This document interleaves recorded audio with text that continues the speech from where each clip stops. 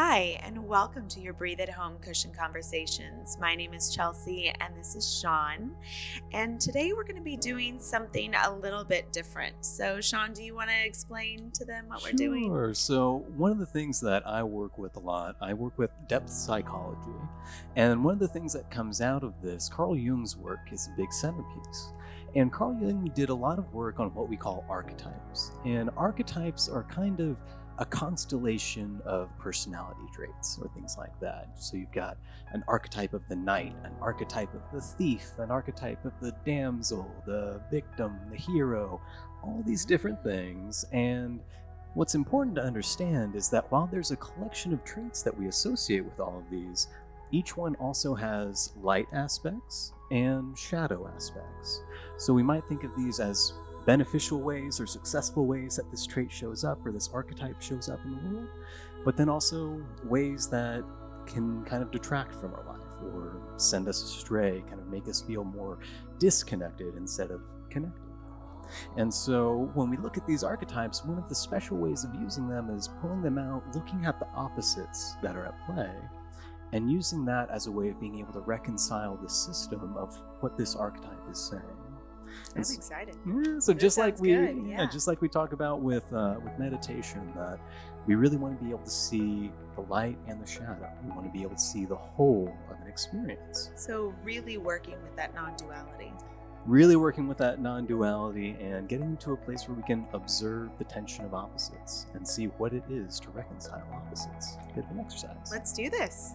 Yeah. Yay! So What do we ahead. do? We pick a card. I think what could be fun is maybe we each pull one and kind of see what stands out, kind of look at the lay of the land that comes up and just see what kind of maybe a story shows up for us, maybe an image of some kind, maybe an interaction, just kind of see what unfolds. And Okay. we'll go Let's with the do journey. this. All right. After you.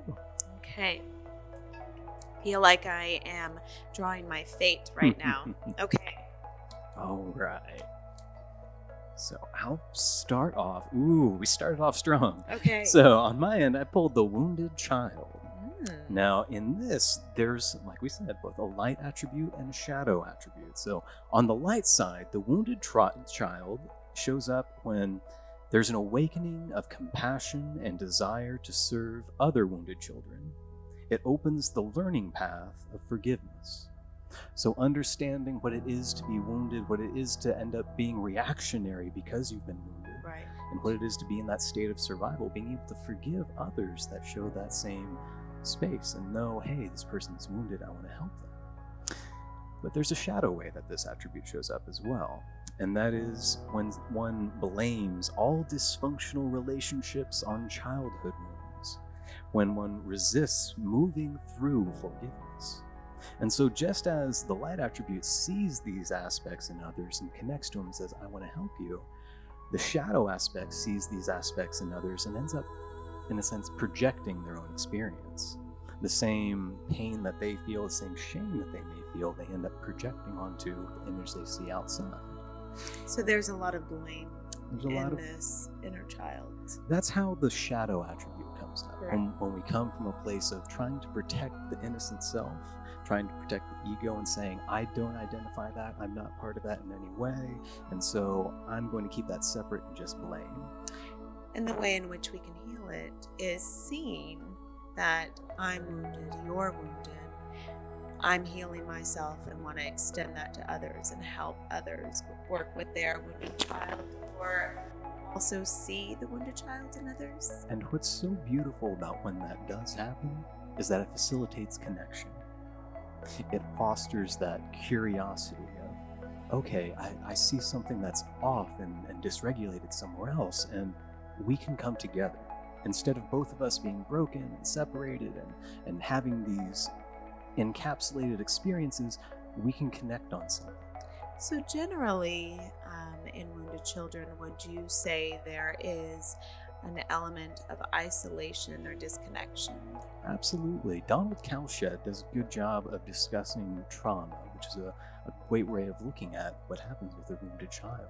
That often when a child experiences a major rupture or wound in early life, there's a psychological process that takes place that wishes to protect that innocent child.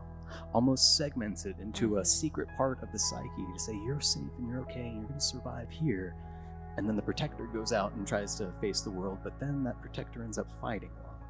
So trying to protect that innocent child. So how can we as adults or young adults begin to cure that wounded inner child and take it from that safe place we have made put it and begin to bring it to real time and nurture it and allow it to catch up to where we are today?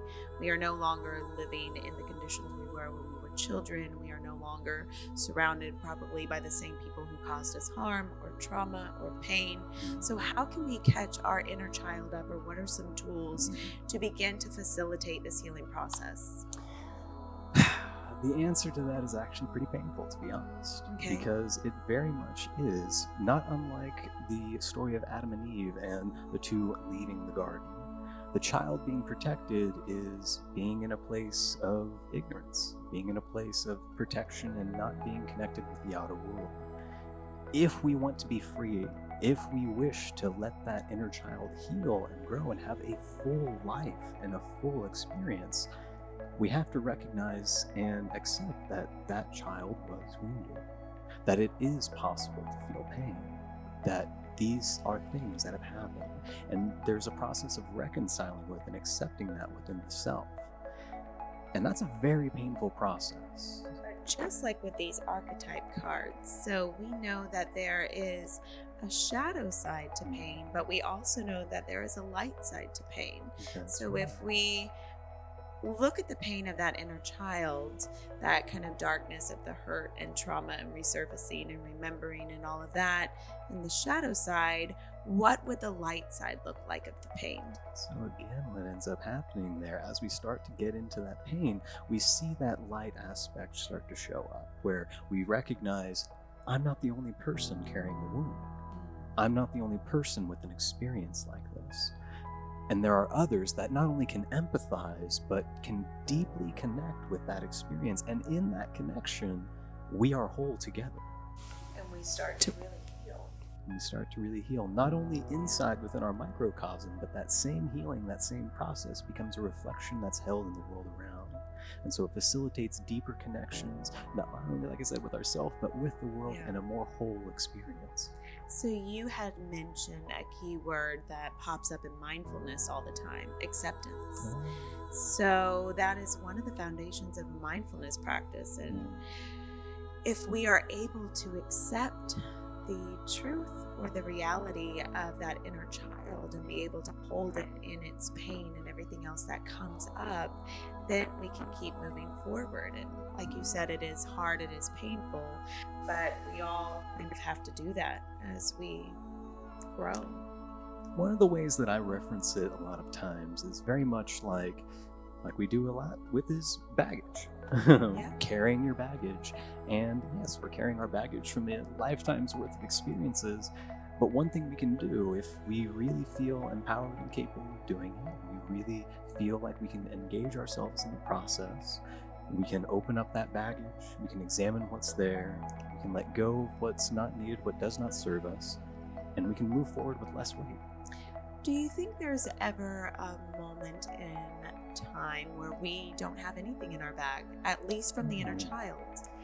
That we've turned in that backpack and we change it maybe for a young adult backpack. Or by the time we're 90 years old, it's our 50-year-old backpack. Do you think we ever get rid of the backpack? That's a very fair question to present. And one thing that I would kind of bring into that is the recognition that we are not just individual, we are also collective beings. Correct. And so even in our DNA, we can see the history of humanity that's within us. And there are certain experiences, even psychological experiences, that are coded in DNA. You can even see trauma that's passed from a grandchild to from a grandparent to a grandchild. Isn't that called generational trauma? Generational trauma, vicarious trauma has you can refer to it in a few different ways, but it is this aspect of trauma which is passed on. And so in understanding that, recognizing that we are not simply individuals, but we are also collective, hey, maybe we can change our individual backpack and get an adult one. but we still have all the experiences of all genetic history throughout time that are going to be there.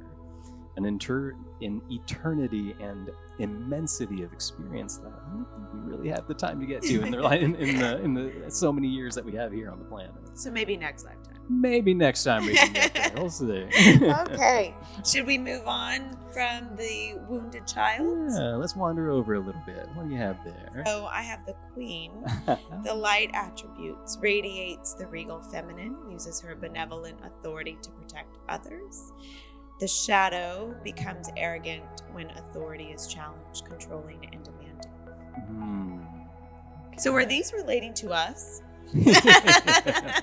These relate to everyone in all aspects. We all have a queen, we all have the wounded child, we all have every one of these different pieces. So when you read that, how do you recognize that that's relating to yourself? So, never really thought about the queen before, so this is new.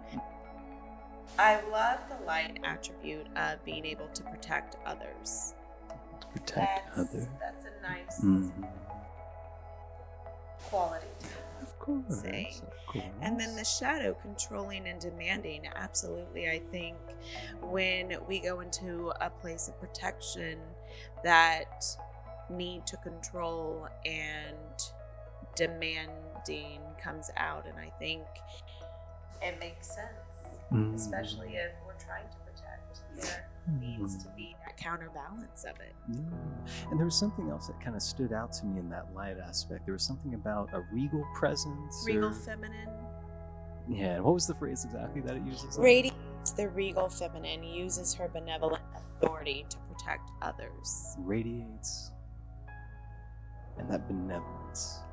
And bringing forward that aspect of the deeper feminine. Bringing forward that benevolence with it feels so important, because we're talking really there about being able to help others, being able to connect, being able to do what the queen, the leader, the individual that has the power to do something feels is what's best.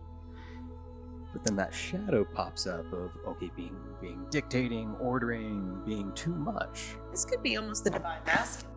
It kind of seems that there is a little polar opposite there. Well, each have their kind of renditions that go in either way. With the queen, that feminine aspect becomes very centralized in its energy of collecting together, coming together and being whole. And so here we kind of see that on one end there is this, okay, this is going to be the box, this is how it's going to shape, and this is what we need for everyone to be whole. It's that shadow. But then there's that light piece, which is that benevolence, that regalness of being. And when I think of something that's regal, there's a receptivity that I feel is present. That when one is in a presence of regal, then one that is regal is observing, is seeing, is maybe just with what is there. Kind of like our houseplant, Margaret. Kind of like Margaret. We have a right. houseplant if you have not been here yet.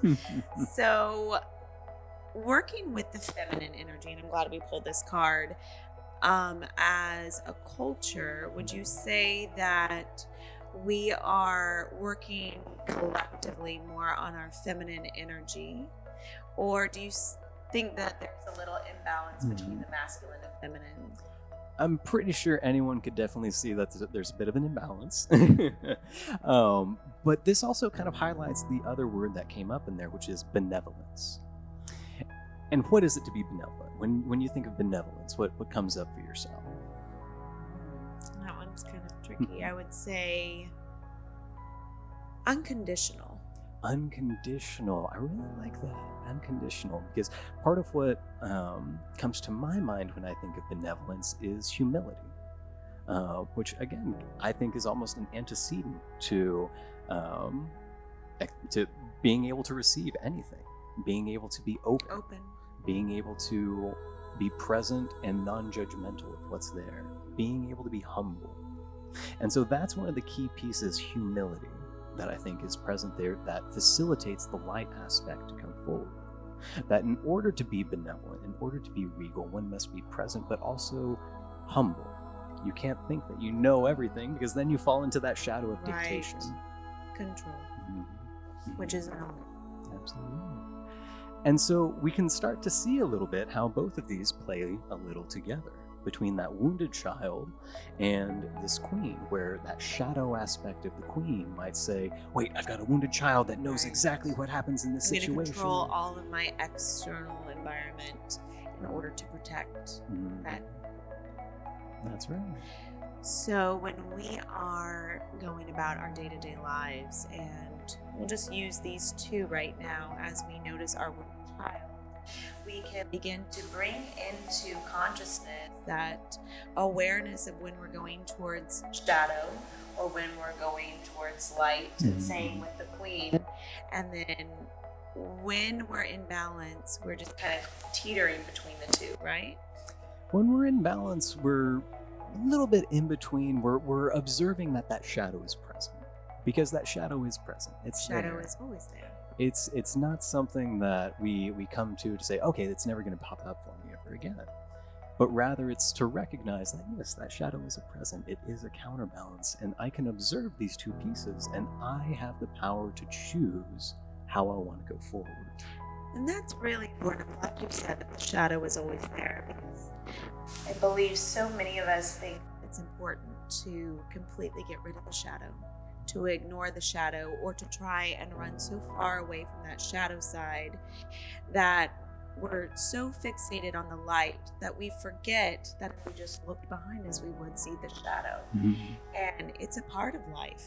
And practicing, once again, what we keep talking about, that non-duality, we have to be okay to be present with everything that is here, everything that is, That's our light and our shadow. And that comes full circle to the non-judgment side, not judging it, accepting what is. Accepting that it's present, and knowing that shadow is there for a purpose. It does make us more aware. It does cause us to question and wonder about ourselves a little bit, prompts us to make sure that we're on the right path. Gets out of hand a lot of times when we allow it. Right. But when we can be able to hold the experience and represent the value that this is giving me information, and I can do with it what I choose, that's when we can start to utilize the shadow in a way of observation and respect. Well, thank you. This was fun. Yeah. So we will do the archetype cards again. And if anybody ever wants to do it with us, once we're back up and open, we can have some of you up here with us. We'll do that. Yeah. Fun, yeah. Well, thank you guys so much for joining us. Pay attention to the light and shadow sides of yourself. And we'll see you again next time. Bye. Bye.